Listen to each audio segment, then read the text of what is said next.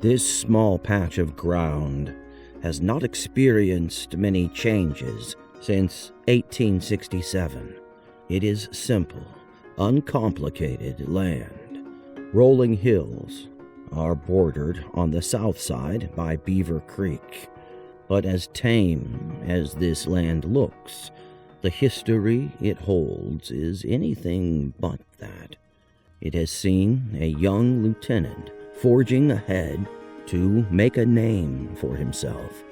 It has seen a group of natives defending their territory as intruders push them from it.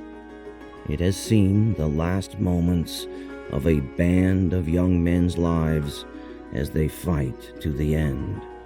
It has seen horror and bloodshed unimagined. It has seen the grief of a loving father as he yearns to understand his son's last moments.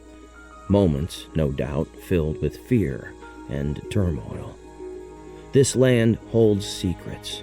Secrets that are anything but uncomplicated and simple. Jefferson Parrish Kidder began his life as a farm boy. By 1839, he was admitted to the bar as he began practicing law in the state of Vermont. During that time, he and his wife, Mary Ann, welcomed 4 children, one of them being son Lyman Kidder. When Lyman was 15, his family moved to the Minnesota Territory. Lyman Kidder was an ambitious young man, and at the age of 19, he received his parents' blessing to enlist and serve during the Civil War. He was discharged May 1866. Lyman wasn't content as a civilian, and in October of 1866, once again desired to return to military service. He wrote to President Andrew Johnson and asked to be appointed as a first lieutenant. 2 politicians with connections to his father endorsed his service. He is a brave and high-toned young gentleman of fine personal appearance, has rendered good service to his country, and will prove an honor to the Army. Lyman was sent to the Great Plains. Traveling through Fort Sedgwick to Laramie was his planned path. I arrived here safely this morning at 6 o'clock. Intend to leave for Laramie at 9 a.m. There has been no Indian difficulty within the last week. Love to all.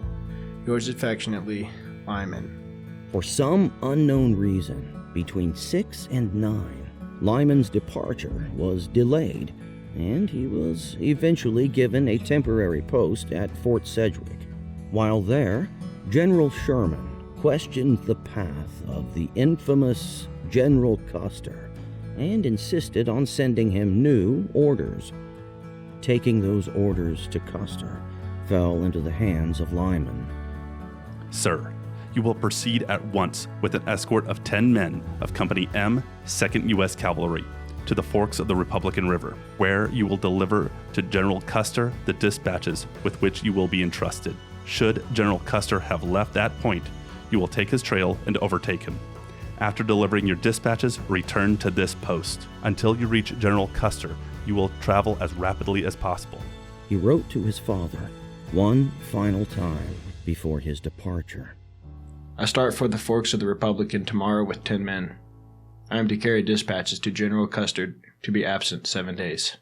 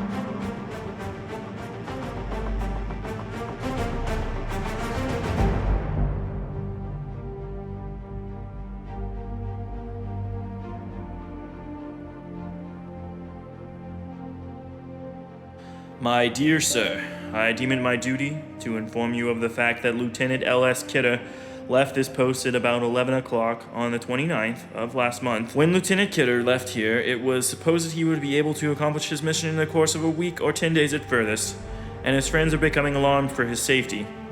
I was commissioned by him before leaving in case any accident should befall him, to convey to you a knowledge of the facts, but have hesitated until now to write you in the hope that, as day succeeded day, some news from him might reach us.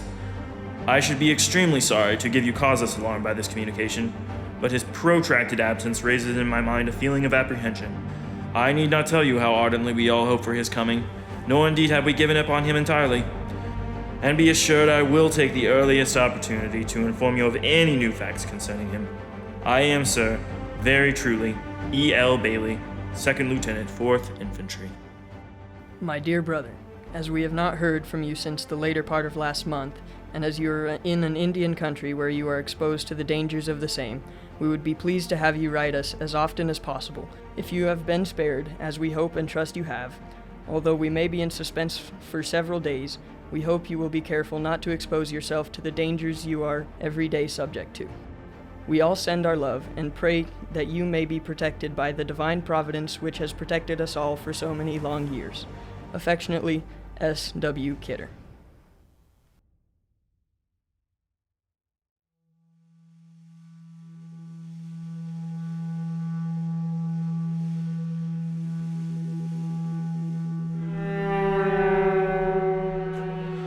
Dear sir, since my last letter to you was written, it has been ascertained that our worst fears concerning Lieutenant Kidder's fate have been more than realized. It has become my painful task to apprise you of the terrible fact of his overthrow and death. It appears, by information from official sources, that Lieutenant Kidder's party reached the Republican River at the point where it was expected he would intercept General Custer's column. From circumstances, it would seem that Lieutenant Kidder discovered that a numerous body of Indians were hovering about the column of General Custer, and even intercepting his line of retreat upon Fort Sedgwick. His body and those of 10 men of his detachment was discovered by a party from General Custer's command, and was decently interred. Deeply regretting the painful circumstance which makes this communication necessary, I remain, sir, very respectfully, your obedient servant, E.L. Bailey, 2nd Lieutenant, 4th Infantry. My mind is occupied with but one and the same subject night and day. My precious boy lost and gone forever. There's agony in the thought that I shall never behold his dear face again, never again hear his sweet voice say, "Mother." Tomorrow would be his birthday, and 2 months yesterday he started out on that terrible, fateful journey. Oh, what is life that we should desire to live? Oh, dear Father, it is so hard for us all. You know how hard. You loved Lyman so well. We have the sympathy of all, but that does not console us in this hour of great trial. I do hope you can get his loved remains, but I am afraid you cannot unless you go yourself. He has been dead so long, and I am afraid they cannot be identified. Could we have had but one last look of our beautiful and loved one? Oh, how thankful we would be. All the bodies found had been scalped and pierced with numerous arrows, as several days had elapsed since the massacre, and as the wolves had disfigured the remains very much, it was impossible to determine whether any indignities or barbarities other than scalping had been perpetrated by the Indians. Very truly yours, George Armstrong Custer. P.S. Upon one of the bodies was a flannel shirt, white with black stripes in each direction. In the pocket of another was a round metallic baggage check, and another was found a printed sutler's check or ticket. These were the only articles found which could by any possibility be the means of identification. If I can serve you in any way, please command me. I can't start after his remains until about the middle of December next, so I should be obliged to have an ambulance. Were the skeletons of the men separated at the joints, or were they whole? In answer, I would state that the body of your son, as near as I can now remember, was in the following condition when found. The arms were on the body. The scalp was taken off with nearly all the hair. It had only a little left at the neck, at the back of the head. The skull was smashed in. There was a strip of the shirt left around the neck about 3 or 4 inches broad. The rest was torn off. I cannot remember about the legs. I think they were off. I remain, sir, yours respectfully, Henry Jackson, 1st Lieutenant, 7th U.S. Cavalry. Even then, within a month of their death, he could not have identified the bones of your son, and expressed the opinion that his nearest relative could also not have identified the remains. After the lapse of 5 or 6 additional months in a common grave, I doubt if you can distinguish your son. I have the honor to report the following facts regarding the finding of the bodies of Lieutenant Kidder and party of the 2nd Cavalry. My command reached Beaver Creek 47 miles northwest from Fort Wallace on the 12th. I was riding at the head of the column in company with the guide Comstock and 2 or 3 of the Delaware Scouts. Upon approaching the vicinity of Beaver Creek, a most horrible stench was observable. At the same time, numerous vultures or buzzards were to be seen flying in the air. These circumstances, added to the fact that the carcasses of 3 or 4 horses were visible, gave rise to the impression that a fight with Indians had recently taken place on that ground. I immediately thought of Lieutenant Kidder and party, and would here explain how he happened to reach Beaver Creek instead of following me to the Platte. When Lieutenant Kidder left Sedgwick to join me, I was encamped at the fork of the Republican on the north bank. While encamped there, my train, with a considerable escort, was sent to Wallace for supplies, and had returned, making quite a heavy trail. As soon as my train returned, which it did the same day, Lieutenant Kidder left Sedgwick. I broke camp and moved out about 5 miles on the Fort Wallace Trail. The next morning, I left Fort Wallace Trail, bearing off almost at right angles to the west. Lieutenant Kidder undoubtedly reached my camp at the fork of the Republican, found I had left, and seeing the trail fresh, followed. He probably reached the point at which I left the Wallace Trail after dark in the evening or before daylight in the morning, and overlooking my departure from the Wallace Trail, continued to follow the latter, hoping to overtake me. In no other way can his presence at Beaver Creek be accounted for. I was made aware of the mistake on my return from the Platte. I struck the Wallace Trail again about 30 miles north of Beaver Creek, and it having rained just previous to Lieutenant Kidder's having passed over it, his trail was easily seen. Before completing my dispositions for a halt, one of the Delawares returned and reported the finding of a number of bodies of white men within half a mile of my camp. Taking a medical officer and a small party with me, I visited the ground and examined closely the bodies of the dead, hoping to be able to identify Lieutenant Kidder. We found 11 bodies in all. They had been stripped of nearly all their clothing, a few still retained their drawers or shirts. 10 had been scalped and their skulls broken in the most horrible manner. The bodies had been so mutilated and disfigured, I doubt if the most intimate relative could have recognized any of them. It was impossible to recognize in any manner the body of Lieutenant Kidder. One of the bodies had on a woolen shirt, white, with black stripes, running in each direction. In the pocket of another, we found a sutler's check. Another had a round metallic baggage check. I can give neither the number of check nor name on sutler's check. Both are in the possession of Lieutenant Moylan, adjutant of the 7th Cavalry. My dear son, I arrived here this morning at 3 o'clock, in good health but tired riding. The officers will extend to me every facility in their power. Several have volunteered to go with me. It is expected we shall meet Indians, but it is not expected that we will have to fight. Still, we shall be prepared for the worst. Oh, happy sensation that I am within 47 miles of the remains of dear, dear Lyman, and soon expect to clasp them in a father's loving embrace. All advise me not to go to Beaver Creek, but stay here and let the military bring in all the bodies. But no money could hire me to stay the while. I might lose some means of identification. Again, I want to see where he so bravely gave up his precious life, and where he has slept these long, sad months on the ground where he fought his last battle.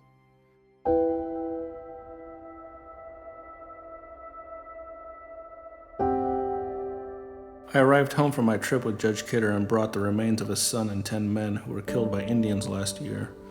The sight on the battleground was terrible. Bones and skulls were scattered in every direction. The poor father had an awful sight to witness. I'm quite tired yet, so will not add more. Your loving son, Fred.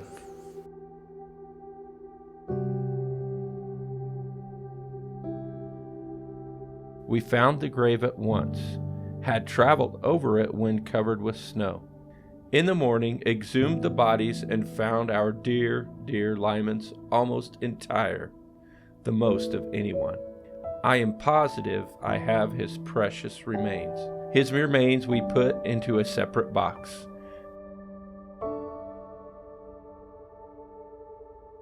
The others were brought in with us, and they will be all buried tomorrow in the morning in one honored common grave under martial orders and religious ceremonies.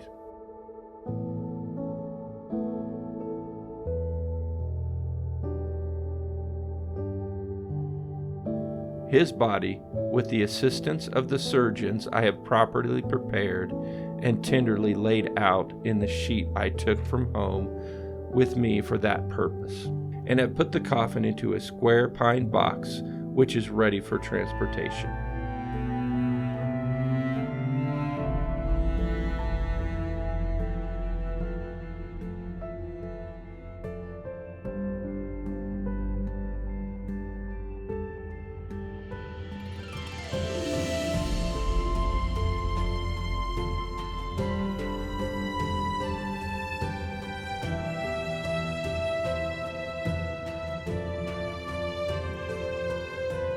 Over the course of many months and many miles, Judge Kidder was able to finally put Lyman's body to rest in the family plot in St. Paul, Minnesota.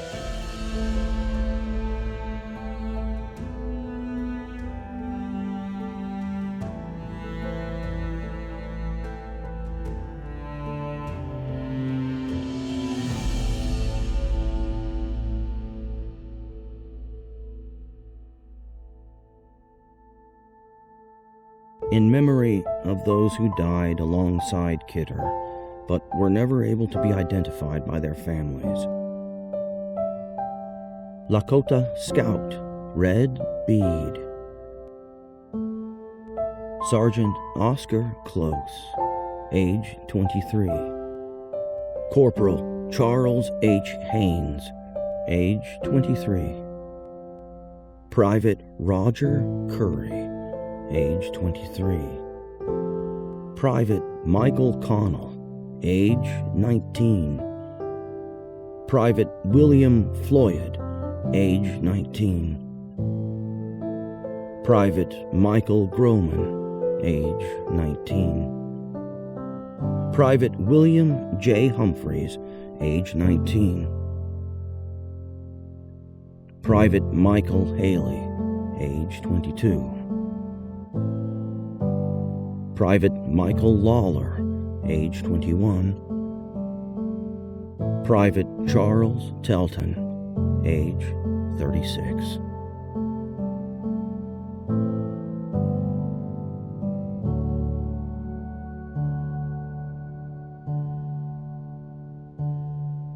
Right here is where I found the first signs of a battle. This flag marks it. I found several dropped Spencers and some impacted bullets, along as a couple empty shell casings here. Now 4 miles, about 3.5 miles north of here, is where the first white horse was found that had been shot.